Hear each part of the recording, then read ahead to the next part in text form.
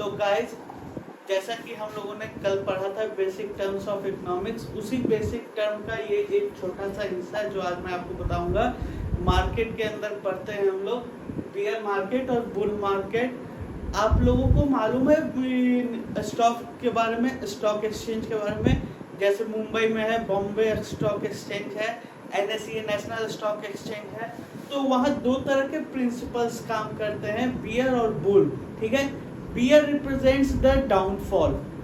ठीक है, अगर किसी भी कंपनी का स्टॉक प्राइस डिक्रीज हो रहा है, सपोज जैसे ये मैंने ले लिया क्रिप्टो करेंसी का, ठीक है, सपोज कि ये क्रिप्टो करेंसी का कोई प्लॉटिंग है, ठीक है, इसका चल रहा है, ठीक है, और अचानक से सडन देखो यहाँ से ग्रो हो रही है, ये चीज यहाँ से ग्रो हो रही है और अचानक से सडन यहाँ पे आके डाउनफॉल हो गया। ठीक है, तो ये जो प्रिंसिपल है जो डाउनफॉल या फिर आपको नेगेटिव या पेसिमिस्टिक आउटलुक देता है स्टॉक मार्केट का, तो वो कहलाता है हमारा बियर मार्केट। और इसके जब ये आता है ना, तो पीपल क्या करते हैं, पीपल जो भी अपना स्टॉक खरीदे रखते हैं ना, उसको बेच देते हैं। उसकी टेंडेंसी ज़्यादा हो जाती है स्टॉक बेचने की, क्योंकि पीपल सोचते हैं कि अगर मैंने कोई स्टॉक, जैसे एक स्टॉक जो है मान लीजिए मैंने 20 रुपए में लिया, ठीक है, और आज इस स्टॉक की कीमत जो है सपोज 20 रुपए में खरीदा था, आज इसकी कीमत 40 है, लेकिन सडनली जो है मैं देख रहा हूँ कि इसी स्टॉक की, जिस स्टॉक को मैंने खरीदा था उसकी कीमत घट रही है।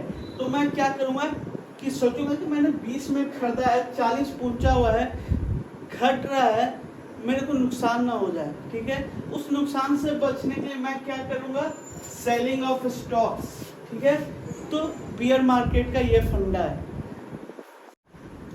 तो पहले हमने पढ़ा बियर मार्केट जो हमें नेगेटिव और पेसिमिस्टिक लुक देता है स्टॉक के बारे में। अब बुल मार्केट, ये बुल मार्केट क्या है, जैसे आप समझो ना, सिंपल सी बात, जैसे मैथ में हम लोग पॉजिटिव निगेटिव की बात करते हैं, इकोनॉमिक्स के स्टूडेंट हो तो प्रॉफिट लॉस की बात करते हैं। तो अगर लॉस की बात करेंगे, निगेटिव या पेसिमिस्टिक आउटलुक की बात करेंगे तो बियर मार्केट होगा। अगर पॉजिटिव लुक की बात करेंगे स्टॉक एक्सचेंज में तो वो हमारा बुल मार्केट होगा। और बुल मार्केट में हमेशा याद रखना कि स्टॉक की जो प्राइस होती है ना, इंक्रीज होती है या फिर एक्सपेक्ट करते हैं हम लोग कि इंक्रीज हो जाए। ठीक है, फॉर एग्जांपल देखो, जैसे ये टेस्ला कंपनी का मैंने लिया, तो आज के 10 साल पहले, 20 साल पहले जो है टेस्ला कंपनी नोन थी, नो डाउट, ठीक है, लेकिन अपने इंडिया में टेस्ला का उतना कोई क्रेज नहीं था।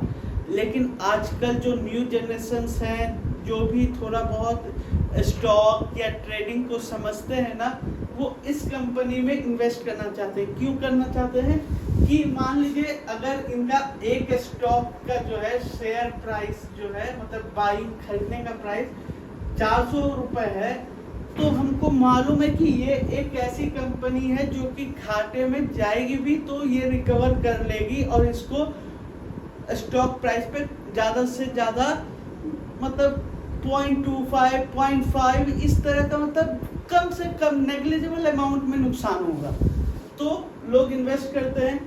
और जैसे ये ग्राफ है, ठीक है, इसने बिगिन किया यहाँ से, इस पॉइंट से बिगिन किया।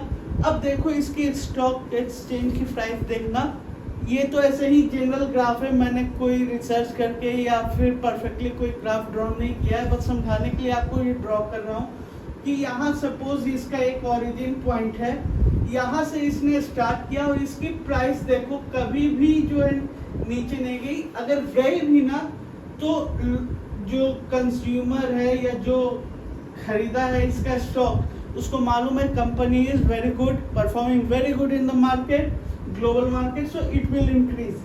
तो यही लिखा है मैंने कि बुल मार्केट में स्टॉक प्राइस जो है इंक्रीज होती है या फिर एक्सपेक्टेड टू इंक्रीज रहती है। तो जैसे एक स्टॉक की प्राइस हमने 400 में खरीदी थी, आज एक स्टॉक की प्राइस हो जाएगी 400 गुने टाइम्स जितना वो ग्रो करेगा, ठीक है।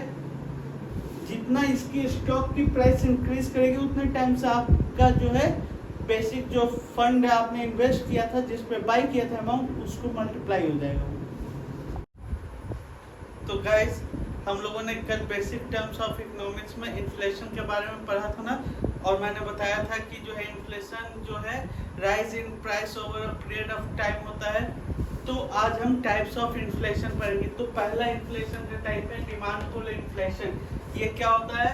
तो this type of inflation is called due to an increase in aggregate demand in the economy. किसी भी गुड्स एंड कमोडिटी का जब डिमांड हद से ज़्यादा बढ़ जाता है इकोनॉमी में, तो उसको जो है कहते हैं डिमांड पुल इन्फ्लेशन। इसका फर्स्ट कॉज क्या होता है? अ ग्रोइंग इकोनॉमी और increase in the supply of money, ठीक है।